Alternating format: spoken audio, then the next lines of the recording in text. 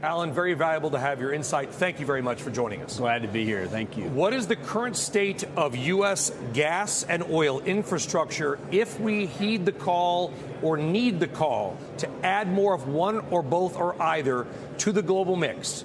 Do we have the infrastructure to do it? You know, infrastructure really is the key. In fact, we've had 6 major pipelines that have been stopped, canceled, projects that were certified by the Federal Energy Regulatory Commission that have been stopped.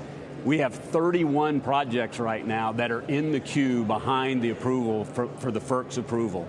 So we have the capabilities, we have decades of low-cost gas supplies, but we have got a big issue on getting our infrastructure permitted to be able to get the gas from these low-cost basins into the markets, including the LNG facilities that we're going to be striving to build very quickly. And you're referencing the Federal Energy Regulatory Commission. I want to bring up something, though, that unfortunately I don't want to call anybody out, but I hear this fairly often, is that the Keystone Pipeline was canceled. The Keystone Pipeline was never canceled. It is up and running. It's been running for a long time.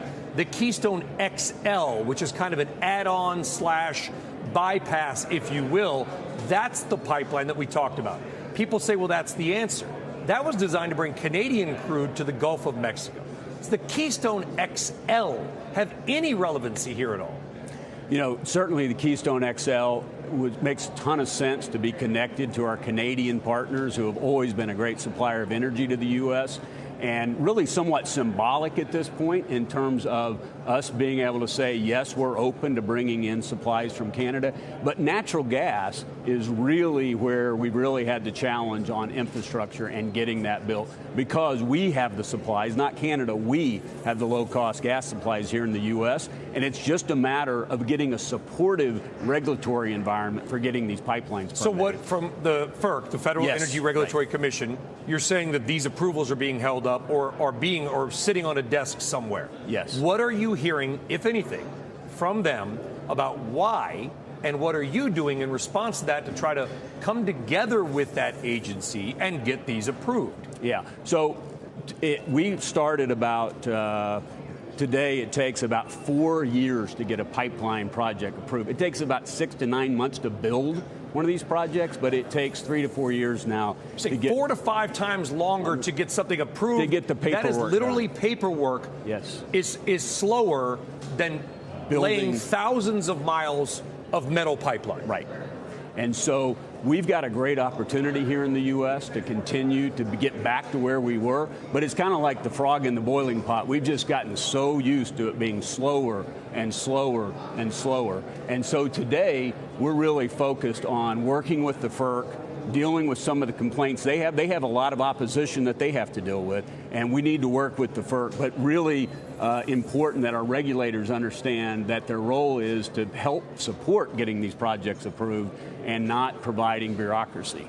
Do you support, though, the idea that there have to be other considerations? Environmental considerations are real, and they are serious. Pipelines have been safe, but when something goes wrong, it tends to go wrong in a big way. What's the balance, Alan? How do you balance out the environmental needs and concerns to not poison drinking water to make sure we also have that infrastructure? Right. So, you know, gas pipelines in particular, I'm going to speak to gas pipelines. We have been doing those safely for a long, long time. And in fact, I would tell you the safety record at Williams is about as good as it gets. And so we've proven our ability to both contain natural gas, lower emissions around the world and here at home by using natural gas.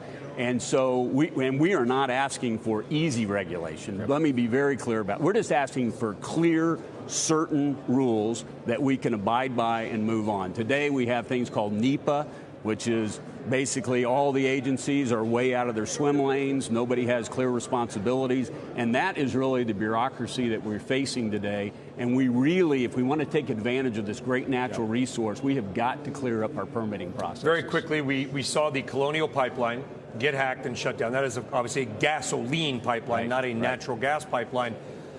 But the cyber threat was real. And we found out how a couple of malicious hackers, likely coming from Russia or at least Eastern Europe, according to Eamon Javers, was able to shut down the most critical gasoline pipeline in the United States. What is Williams Companies doing to make sure that the cyber threat, because Putin uses it as a weapon, Alan, you know that the cyber threat is mitigated? Yeah. Well, this is an area I am really proud to say that we have been working with the federal government with the National Security Council under Ann Neuberger, who really got us engaged earlier last year in starting to raise our cyber defenses. And we are, I'm not going to sit here and tell you there's not a major risk, because there certainly is a major risk, but I am very proud of the way industry and the government have been working together to make sure the intelligence that they have is fed into our defenses, and we're getting really good at that. I'm very proud of the way that's come together. Alan Armstrong, CEO of Williams Companies, really appreciate your time. Thank you very much for joining us.